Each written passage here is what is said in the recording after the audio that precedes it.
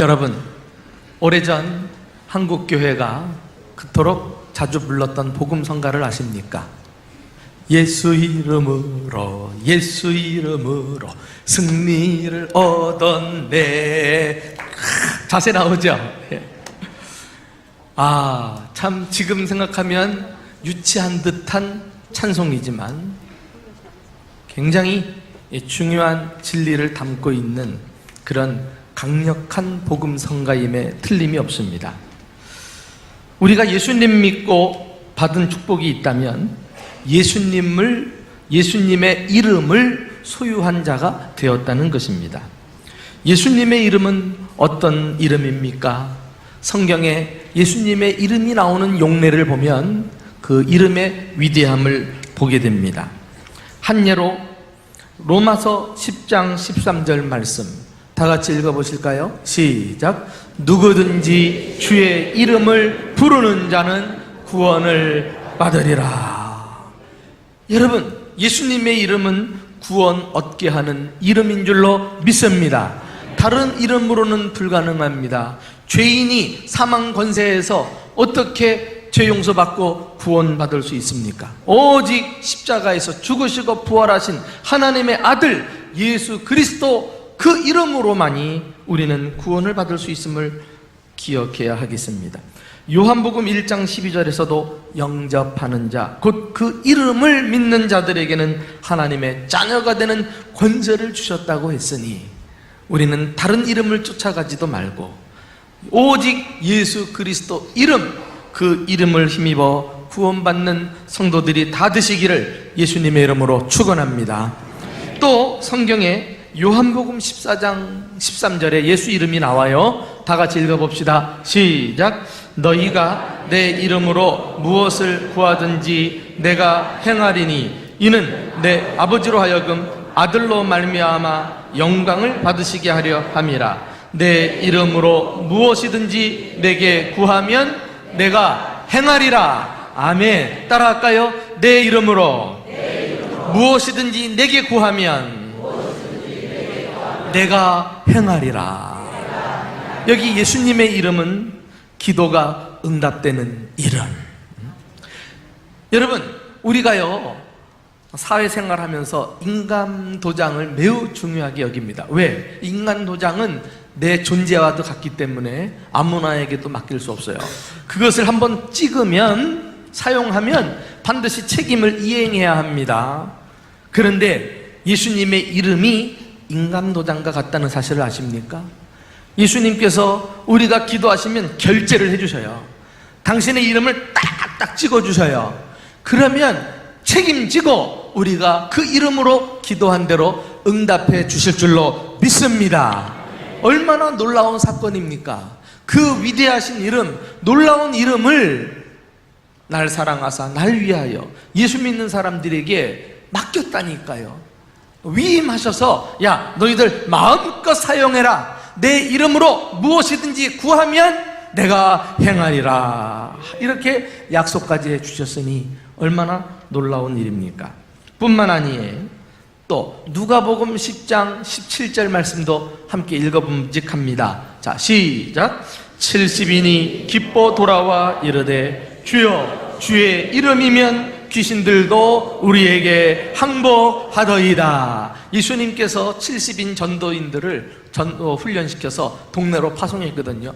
근데 그들이 놀래가지고 돌아오는 거예요. 주님, 이게 웬일입니까? 주님의 이름으로 우리가 귀신을 쫓아냈습니다. 주님 이름 앞에 귀신들이 꼼짝 못하더이다. 이렇게 보고를 한 거예요. 귀신이 누구입니까? 영적 존재입니다. 우리보다 능합니다. 강합니다. 그런데도 우리 힘으로 이길 수 없지만 예수 이름 한번 사용하면 그 앞에서 마귀가 꼼짝없이 달아나는 줄 믿으시기 바랍니다. 마가복음 16장 17절에도 믿는 자들에게는 이런 표적이 잇따르리니 곧 그들이 내 이름으로 귀신을 쫓아내며. 예수 믿는 사람에게 예수 이름으로 귀신을 쫓아내는 능력과 권세가 있음을 믿으시기를 주님의 이름으로 축원합니다. 여러분, 혹 귀신 들린 사람들 있으면 두려워 떨지 마세요. 야, 이때 주님의 이름의 능력을 발휘할 기회가 왔구나. 담대하세요. 그리고 70인들처럼 예수 이름으로 사탄 마귀를 물리치고 승리하시기를 주님의 이름으로 축원합니다. 우리에게 주신 권세예요. 이것뿐만이 아닙니다. 또 사도행전 4장 10장으로 가시면 예수 이름이 또 나와요. 어떤 일을 하는가 보실까요? 자, 시작. 너희와 모든 이스라엘 백성들은 알라. 너희가 십자가에 못 박고 하나님이 죽은 자 가운데서 살리신 나사렛 예수 그리스도의 이름으로 이 사람이 건강하게 되어 너희 앞에 섰느니라. 나사렛 예수 그리스도의 이름으로 건강하게 되었다. 육체의 연약함을 치유하는 이름, 질병을 깨끗이 고치는 능력을 가진 이름, 바로 예수 그리스도의 이름인 줄로 믿습니다. 여러분, 이 사건이요, 사도행전 4장에 나오는 말씀인데 그 앞부분 3장을 오늘 우리가 읽은 본문이에요. 우리가 잘 아는 대로 베드로와 요한이 나면서부터 한 번도 걸어본 적이 없는 안진뱅이를 성전 문 앞에서 이렇게 세우잖아요. 그때 베드로가 이르되 은과 금은 내게 없거니와 내게 있는 이것을 내게 주노니 나사렛 예수 그리스도의 이름으로 일어나 걸으라 하고 일으키니까 한 번도 걸어본 경험이 없는 자가 뻘떡 일어나가지고 뛰기도 하고 걷기도 하고 성전에 들어가서 하나님을 찬송했다. 그리고 그것을 지켜본 사람들이 심히 놀라 하나님께 영광을 돌리는 일들이 일어나고 있는 것입니다. 여러분, 이 정도 되면은 사실 그 예수 그리스도의 이름을 믿고 다 구원받아야 되지 않겠어요? 그런데 이것을 시기하는 당시 유대 지도자들이 베드로와 요한 두 사도를 잡아들였어요. 그리고는 옥에 가둡니다. 그리고 회의를 열었어요. 신문을 합니다. 너희가 무슨 권세와 누구의 이름으로 이 일을 행하였느냐? 이게 이제 4장으로 넘어오면 7절에 있는 말씀이거든요. 그리고서는 다시는 절대로 예수의 이름으로 말하지도 말고 가르치도 말라 하고 그들을 내어 주었어요. 여러분, 지금 유대 지도자들은 사도들에게 너희들 예배드리지 말아라, 너희들 모이지 말아라 이렇게 말하지 않았어요. 예수의 이름으로 1절 말하지도 말고 가르치지도 말라 이렇게 협박을 한 것입니다. 이게 제정신이겠느냐 말이에요. 이게 사람의 생각에서 나오는 것이었느냐 말이에요. 아까 말씀드렸죠. 누가 예수 이름을 벌벌 떤다고요? 사탄 마귀가 가장 무서워해요. 사탄 마귀가 예수 이름 앞에 두려워 떱니다. 그러니까 성도들이 예수 이름으로 기도하고 찬송하고 예배하고 예수 이름으로 신앙생활하는 것을 가장 두려워하는 존재라고 할 수 있어요. 그러니까 어찌든지 우리의 입을 틀어막아서 그 이름 사용하지 못하도록 말하지 못하도록 지금 저렇게 발버둥을 치고 있는 거 아니겠어요? 우리가 지금까지 살펴본 대로 사탄 마귀가 çok 긴장하고 무서워 떨 정도로 예수 이름에는 그 안에 죄인을 구원하는 능력, 기도하면 응답하는 능력, 귀신이 쫓겨나가는 능력, 질병이 깨끗이 치유되는 그런 능력과 권세가 있는 줄 믿으시기 바랍니다. 그러니 그 예수 이름, 그 이름을 생각하면 주님께서 우리에게 맡겨주신 거 생각할 때 이게 얼마나 놀라운 일이요, 또 특권 중에 얼마나 큰 특권인지 이루 말로 다 할 수 없는 것입니다. 그런데요, 여기서 우리가 한 가지 주의해야 할 것이 있어요. 예수님의 이름을 내 마음대로 오용해서는 안 된다는 것입니다.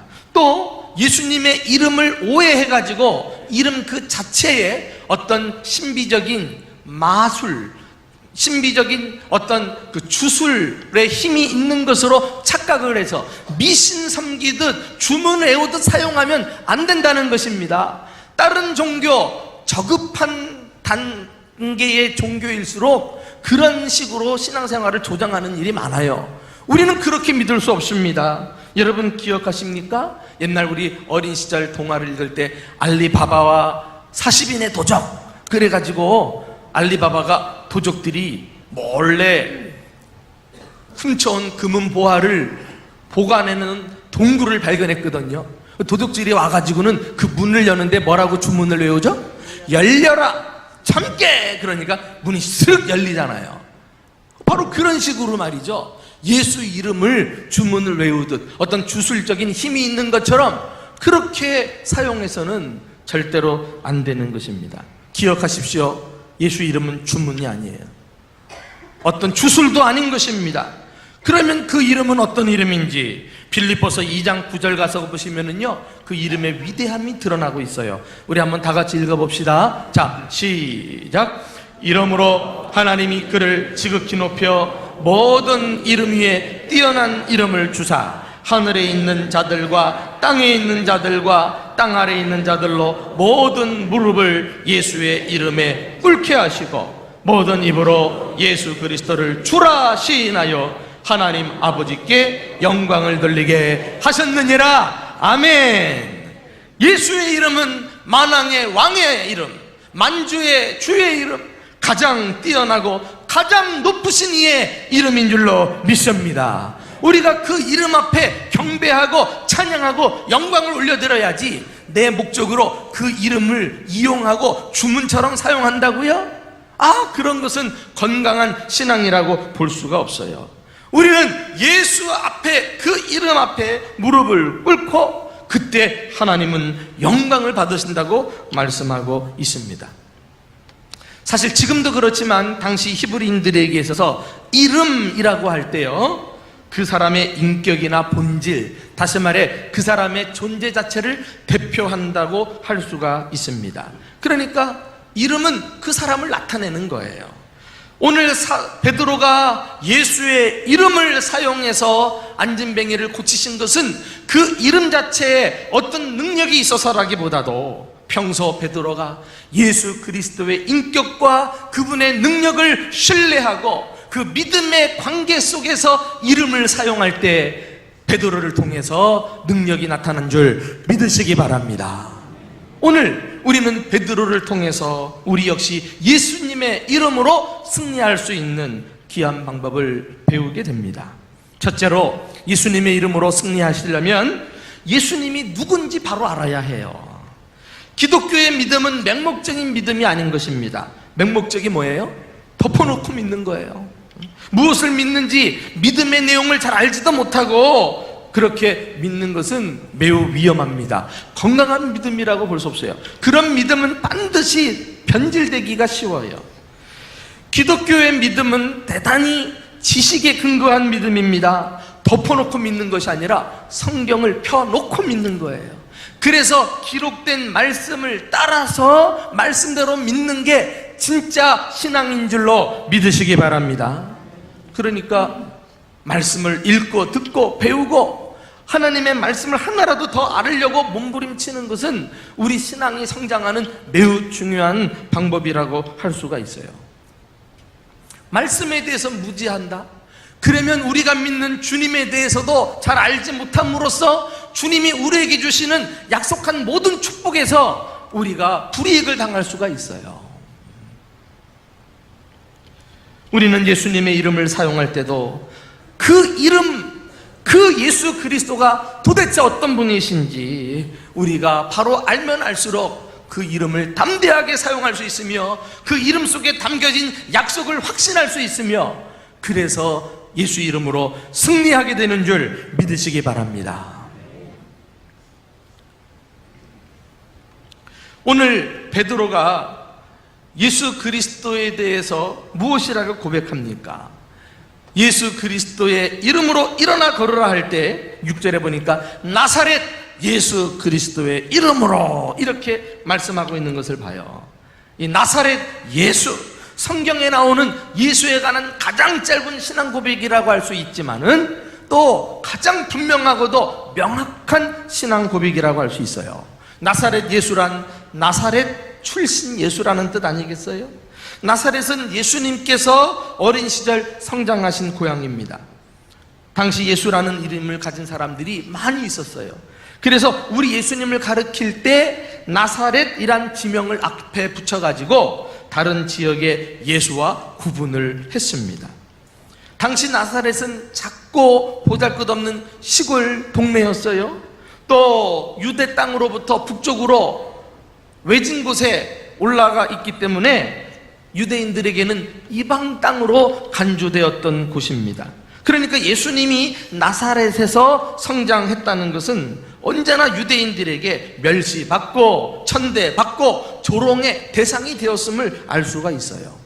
실제로 예수님은 한 번은 빌립이란 제자가 예수님을 구주로 믿고 자기 친구 나다나엘에게 예수님을 소개했거든요. 여기 우리 구주가 있다, 나사렛 예수시라. 그랬더니 이 말을 듣고 나다나엘이 나사렛에서 무슨 선한 것이 날 수 있겠느냐 비아냥거렸어요. 이렇게 나사렛은 항상 멸시천대받는 그런 장소로 인식이 되고 있었습니다. 그런데 이 나사렛 예수라고 하는 호칭이야말로 예수님이 하나님으로서 인간의 몸을 입으시고 역사 가운데 오셨다는 사실을 보여주는 아주 중요한 단서가 될 수 있어요. 또 이 짧은 한마디 말이 예수님이 이 땅에 오셔서 무슨 일을 해내시는 분인가를 잘 보여주는 예표라고 할 수가 있습니다.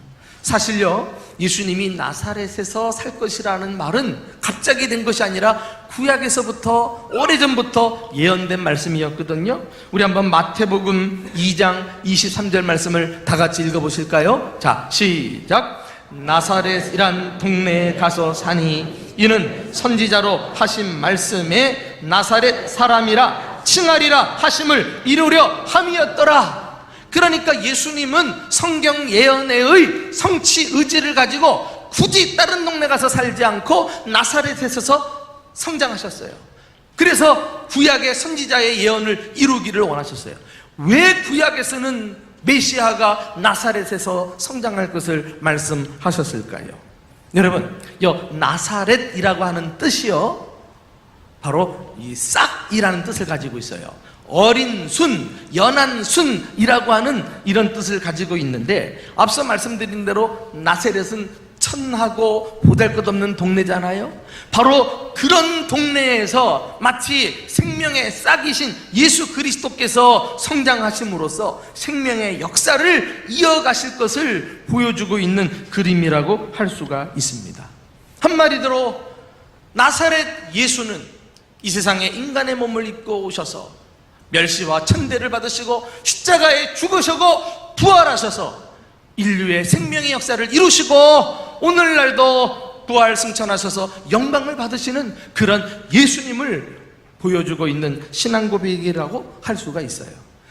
베드로는 그 나사렛 예수 그리스도에 담겨져 있는 예수님에 대한 믿음을 가지고 나사렛 예수 그리스도의 이름으로 일어나 걸으라 명령했을 때 하늘과 땅의 권세를 가지신 예수님께서 인간의 죄 문제를 해결해 주신 것처럼 육체의 연약한 부분도 깨끗하게 고쳐주신 줄 믿으시기 바랍니다.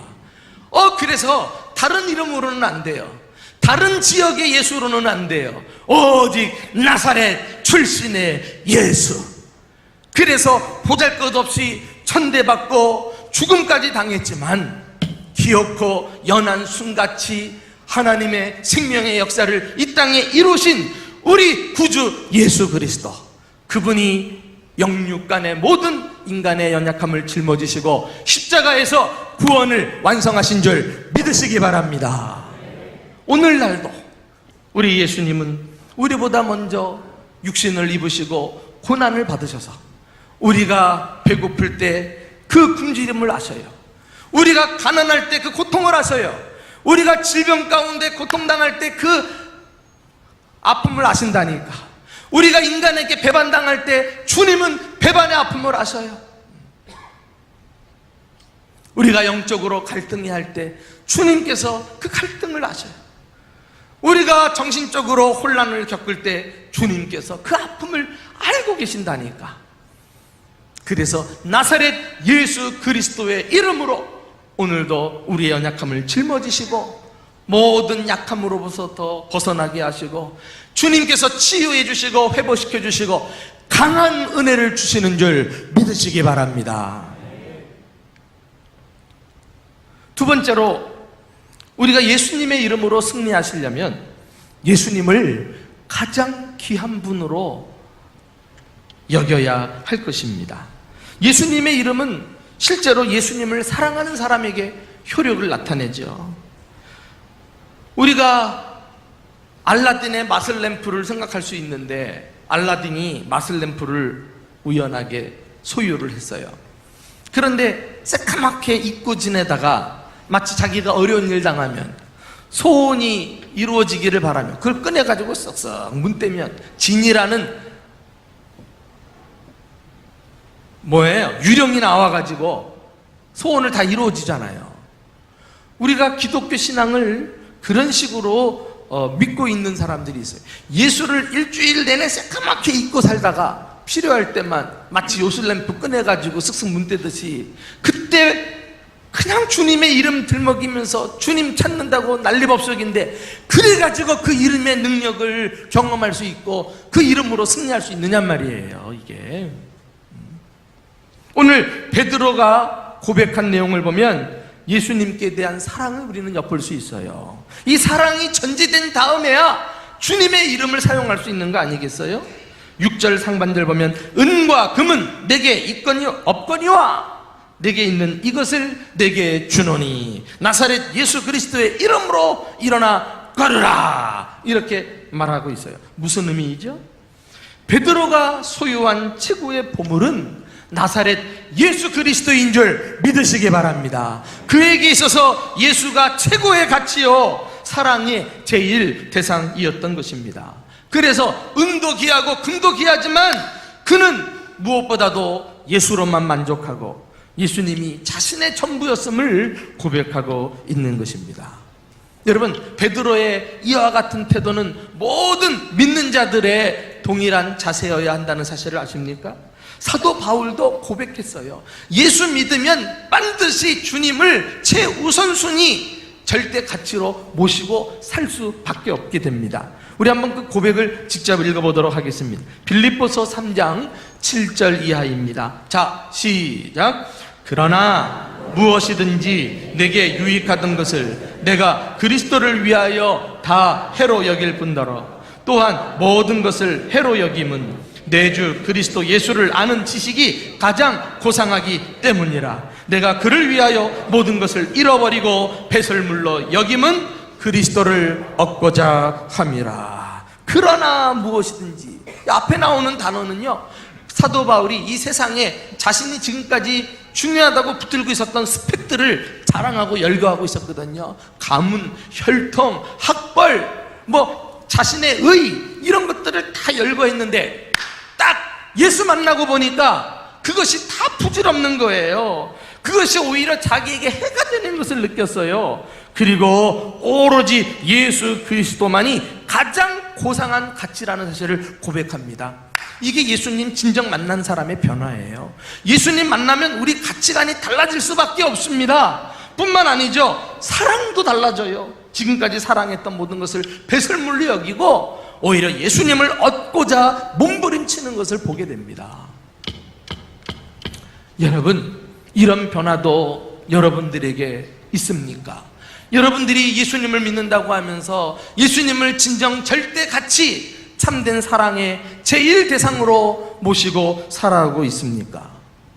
이런 구체적인 변화가 따를 때 진정한 제자요 그리스도인이요 구원받은 신자라고 할 수 있습니다.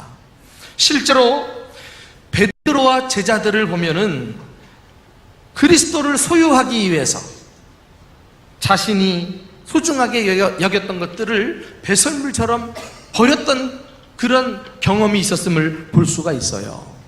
복음서 앞부분에 보면 예수님이 공생애를 시작하면서 제자들을 선택하시죠. 갈릴리 바닷가에서 배를 타고 그물을 깁고 있는 이런 베드로와 요한과 또 안드레 제자들을 발견하셔요. 그리고서는 그들에게 한 말씀을 하십니다. 내가 이제 너희로 사람을 낚는 어부가 되게 하리라. 고기를 낚던 인생을 사람 낚는 인생으로 바꾸어 주신 거예요. 그런데 이 말이 떨어지기가 무섭게 마태복음 4장 20절 이하에 가서 보시면 그들이 곧 그물과 배와 심지어 아버지를 버려두고 예수를 따르니라. 이렇게 말씀하고 있어요. 우리는 짧게 읽고 지나가지만 이게 보통 결단이 아니죠. 그들의 인생이 예수님을 만나 확 바꿔진 그런 확실한 증거를 우리에게 보여주고 있지 않아요? 그물이 뭡니까? 삶의 유용한 수단 아니에요? 배는 무엇이죠? 재산 전부예요. 어부들에게 있어서. 아버지는 무엇입니까? 혈연관계 아닙니까? 그 중요한 혈연관계라도 예수님 만나면 예수님보다 더 사랑할 수 없다는 거예요. 이런 것들이 예수님을 중심으로 해서 착착착착 정리가 되는 게 예수 믿는 사람의 삶인 것입니다. 세상을 사랑하면서 주님도 사랑한다. 그 마음에 온갖 세상 것으로 가득 차 있으면서 예수님도 따른다? 그럴 수가 없는 것입니다. 그래서 예수님은요, 자주자주 우리들에게서 사랑을 시험하셔요. 사랑을 확인해 보고 싶어 하십니다. 실제로 베드로를 보면은 처음에 모든 것을 버려두고 주님을 따랐는데도 불구하고 이 자칫 잘못해가지고 그만 예수님을 배반하고 말잖아요. 그만 실족하는 일이 생기고 말았어요. 부활하신 예수님을 차마 얼굴로 보지도 못하고요, 다시 예전 생활로 고기를 낚으러 갔습니다. 그때 예수님이 그 베드로에게 찾아와가지고 다른 거 다 제쳐두고 뭘 한 가지 물으셨죠? 내가 나를 뭐 하느냐? 사랑하느냐? 사랑하느냐? 사랑하느냐? 이 사랑에 관한 질문을 하셨어요. 베드로에게 그의 진정한 사랑의 고백을 듣기를 원하셨어요. 막 코가 싹 빠진 베드로가 겸손히 사랑을 고백했을 때 주님께서 그를 다시 들어 사용하지 않습니까?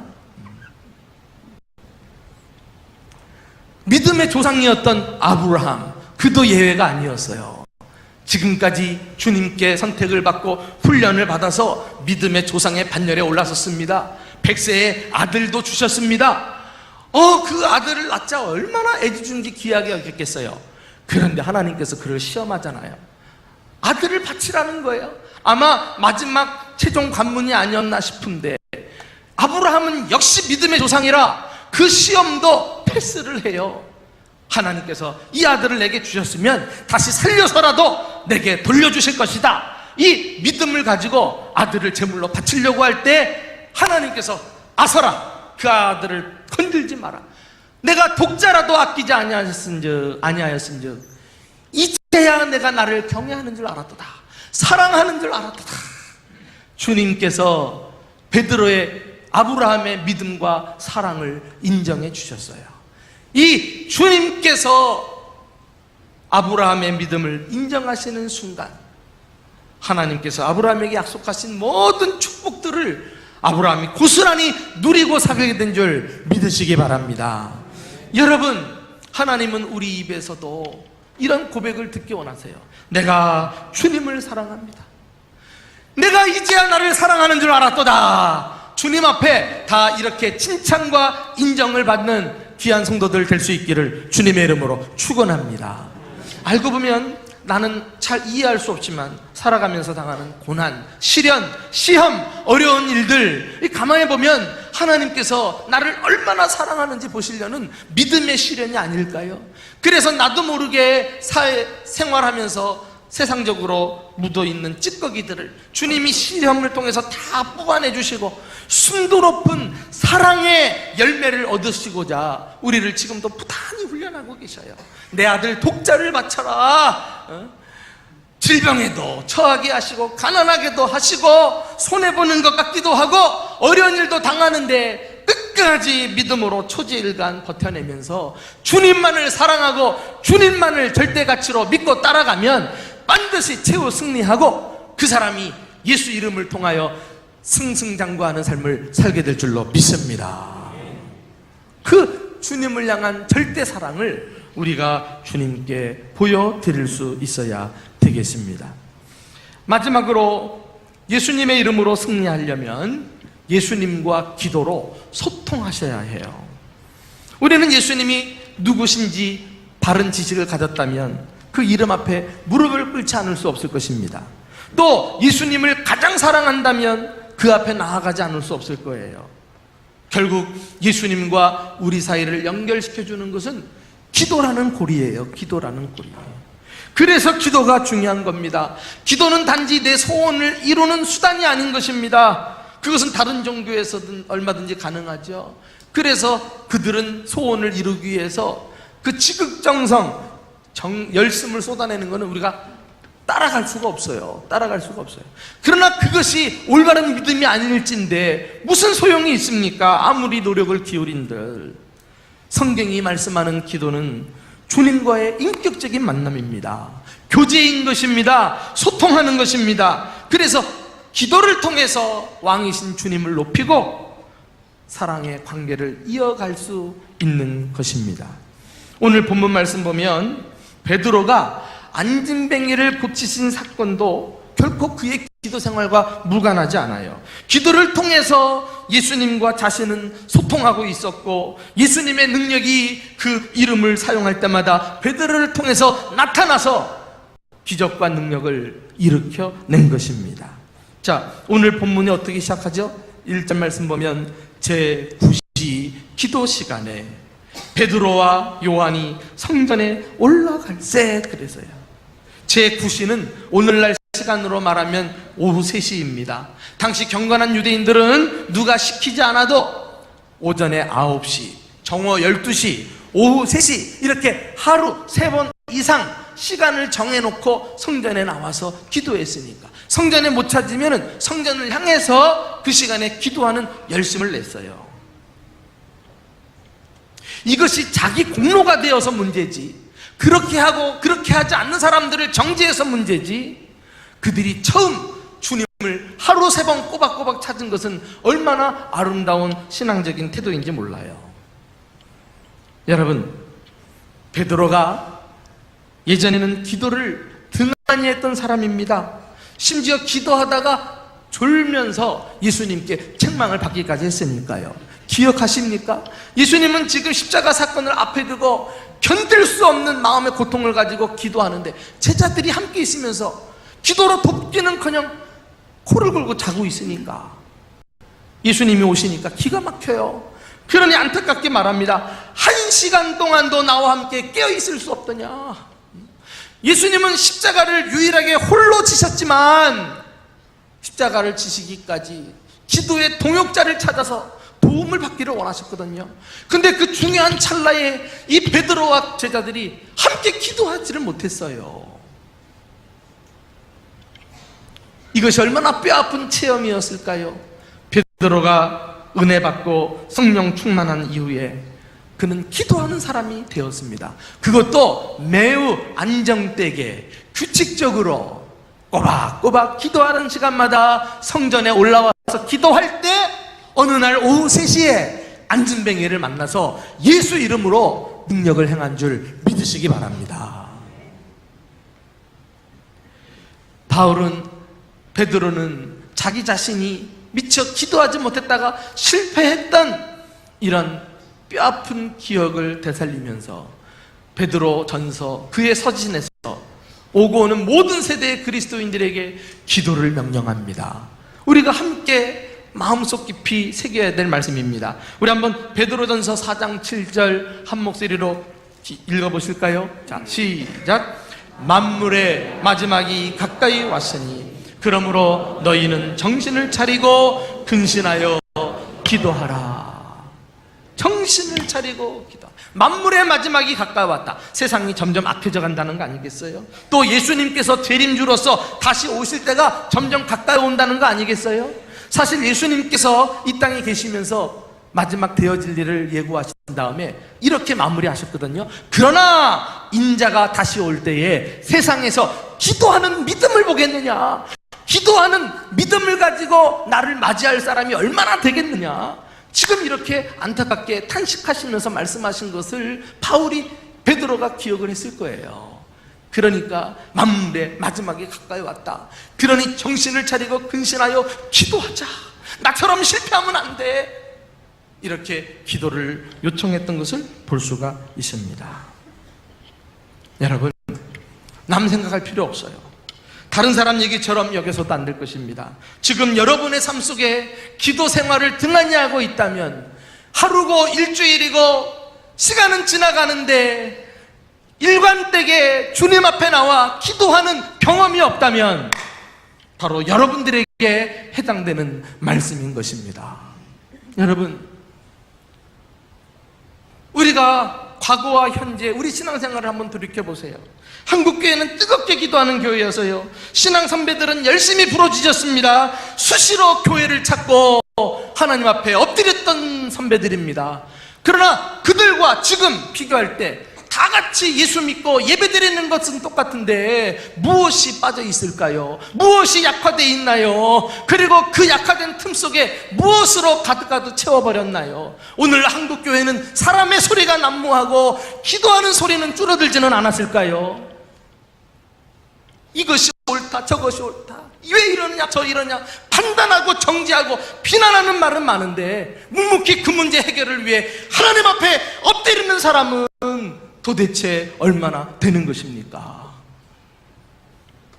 오늘 마음만 먹으면 새벽에도 기도할 수 있고, 목요일날 저녁에도 함께 모여 기도할 수 있고, 수시로 교회당 나오면은 지하에도 개인 기도실이 있습니다. 1층에도 활짝 열려 있습니다. 중보 기도실도 있습니다. 우리 교회처럼 이렇게 아늑하고 호젓하게 신앙생활하고 기도할 수 있는 공간이 또 어디 있단 말입니까? 다 어디 가셨습니까? 다 무엇을 하고 계십니까? 그러고도 우리가 내 신앙을 연명할 수 있을 것이라고 생각하고 계십니까? 주님이 주신 내 직분 감당할 수 있겠다고 큰 소리치고 계십니까? 회복해야 합니다. 기도의 영성을 회복하는 것만이 예수 이름으로 승리하는 길인 줄로 믿습니다. 하나님 말씀으로 예수님에 대한 올바른 지식을 가지고 그 예수 절대 가치를 부여하고 누구보다도 가장 사랑하는 마음으로 예수 이름을 사용해서 그 이름으로 승리하는 저와 여러분들 될 수 있기를 주님의 이름으로 축원합니다.